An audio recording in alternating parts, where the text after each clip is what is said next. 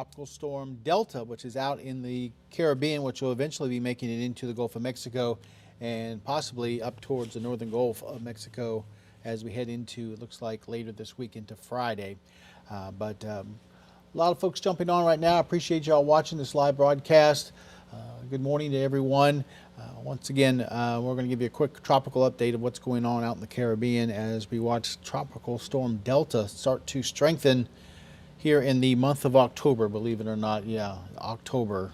You usually don't talk about a lot of tropical systems. Now we've got two that we're talking about for this morning. Gamma we'll talk about in a second, but really Delta is the ones where we're going to be focused on this week, as it's going to be the major concern as we go into the next 4 or 5 days. Right now, you can see the center of Delta right in there. You can see the spin. It's just south of Jamaica. Winds are at 45 miles per hour, and it's moving off towards the west at about 7 miles per hour, according to the National Hurricane Center. And they're going to have a NOAA plane fly down in there later on tonight, one of their jets, and then they're going to have the Hurricane Hunter plane fly out into it as we get into tomorrow. And that should give us a better idea of what we're looking at as far as the strength and intensity of the storm as it continues to kind of work its way off towards the north and west.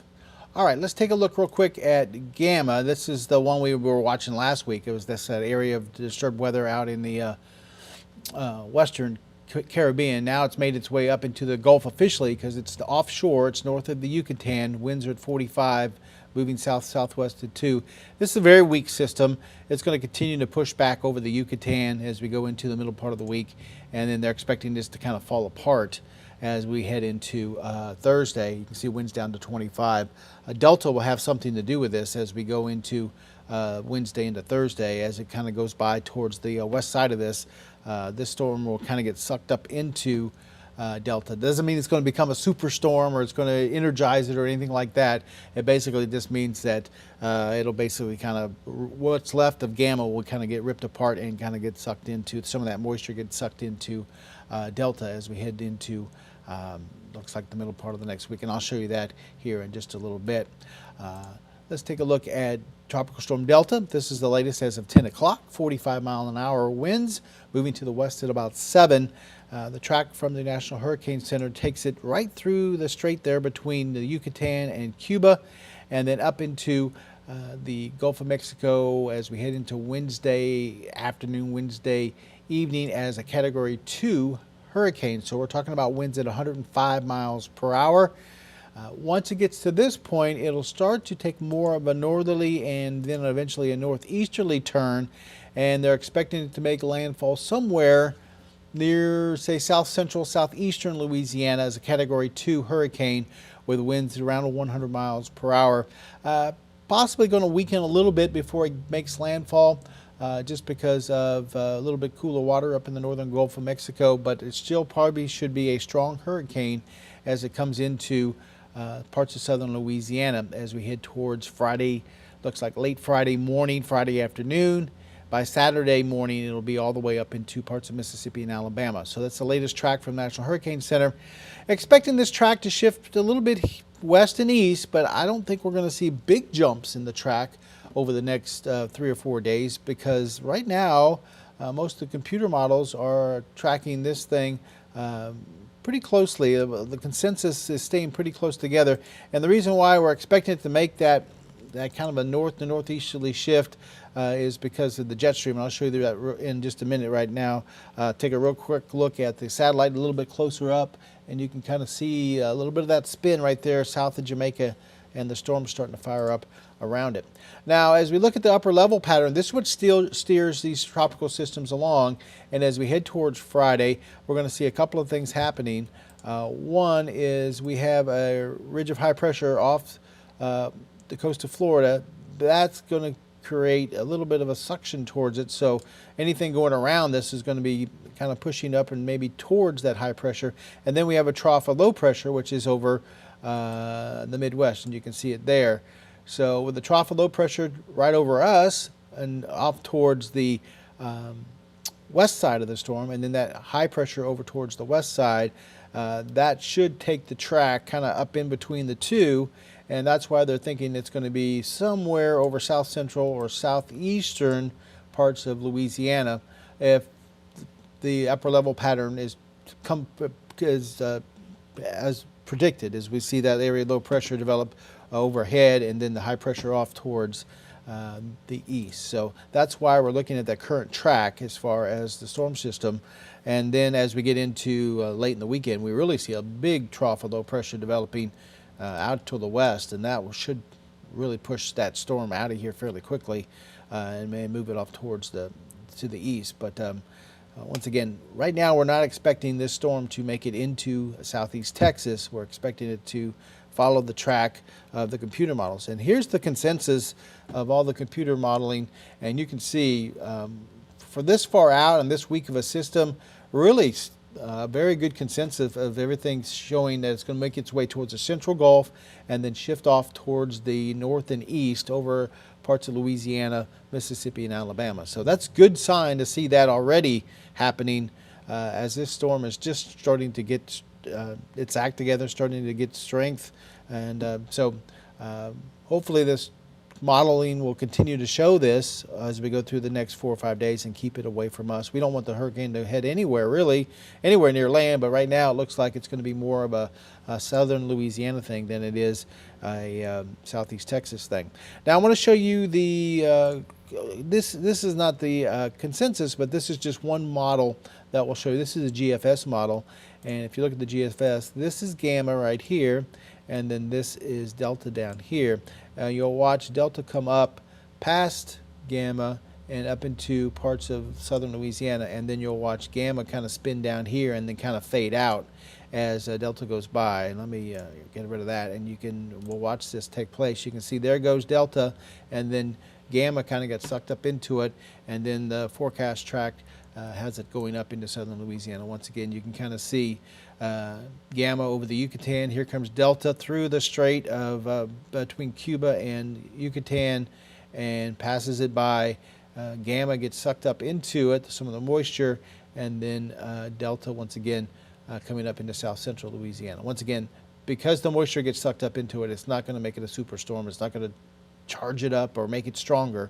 It's just going to basically means that it's going to weaken gamma, and gamma won't be anything to worry about. It's delta that we're going to have to worry about. So that is the GFS model, the American model, and that's kind of what it's showing. That's one run. That's just the run of this morning. So I wouldn't hang your hat on this, but this is one run, and this is kind of what the National Hurricane Center is looking at.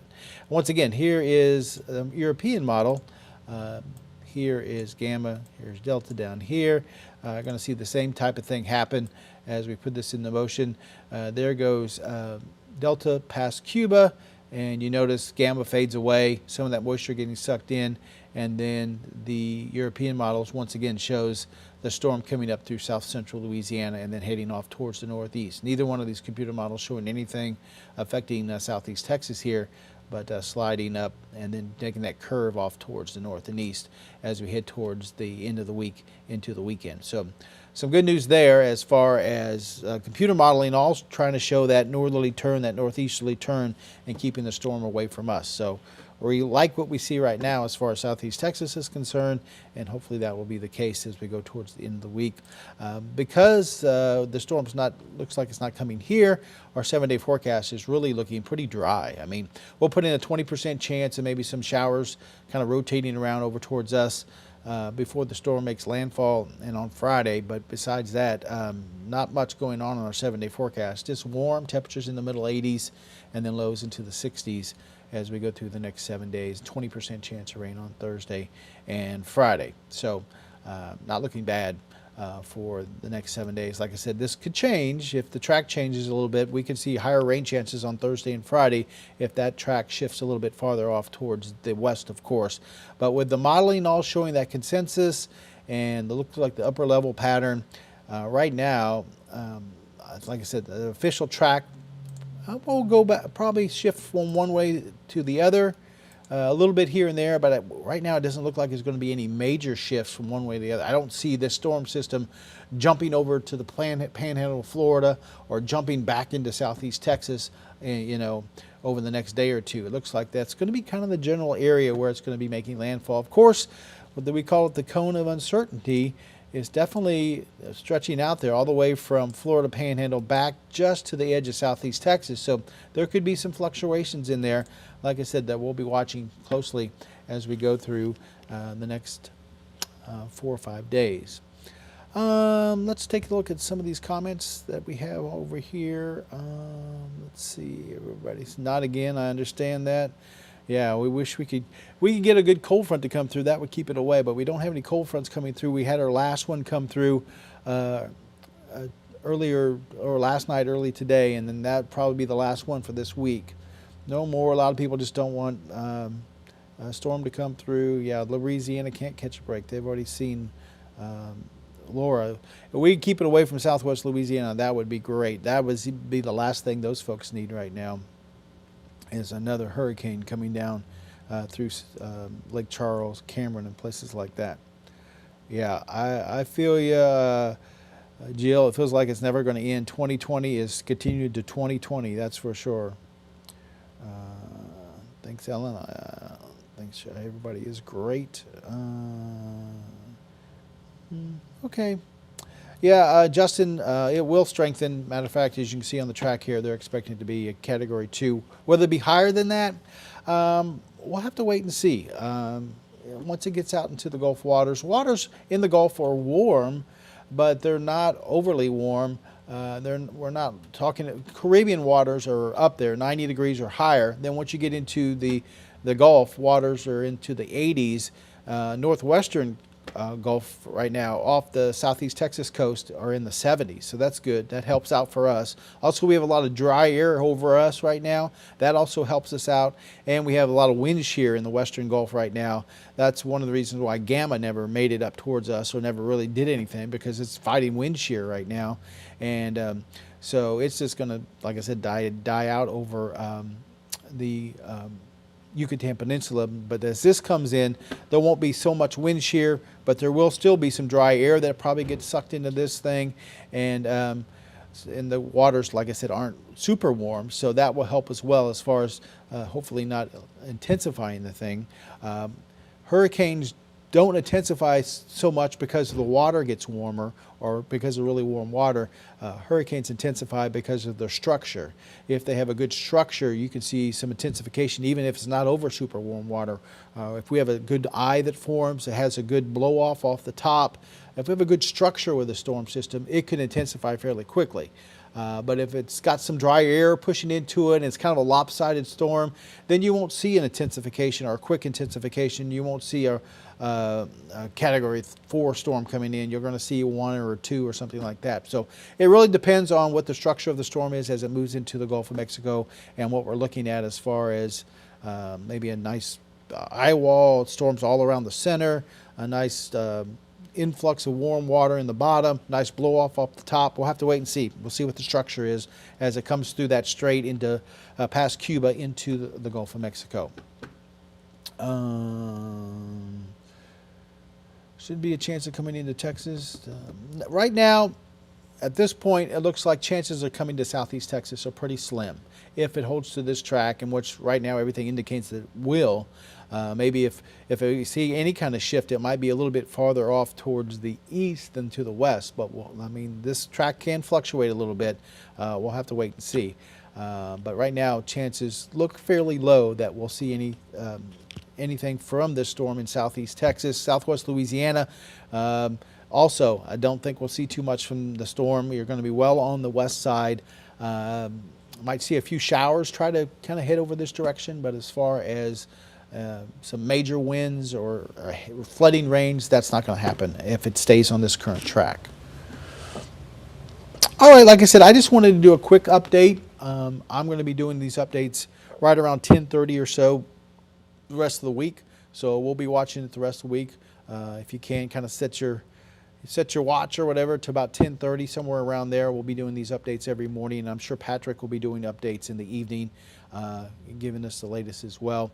If you haven't gone over and liked my Facebook page, Jeff Gerber 12 News now. If you could go over there and like that, I will be giving some updates from the National Hurricane Center, kind of passing along what they're putting out in the afternoons and evenings when I'm not here at work. But during when I'm at work, I'll be updating with our graphics and then the Weather Service stuff later on in the day. So you can always try to stay updated. But we'll keep an eye on it. We got a good 3 or 4 days to go before it starts to get close to the coast. Right now, I'm liking what we're seeing as far as the track staying off towards the east. A lot of the model consensus, I'll show you that one more time, is off towards the east, and that's a good thing.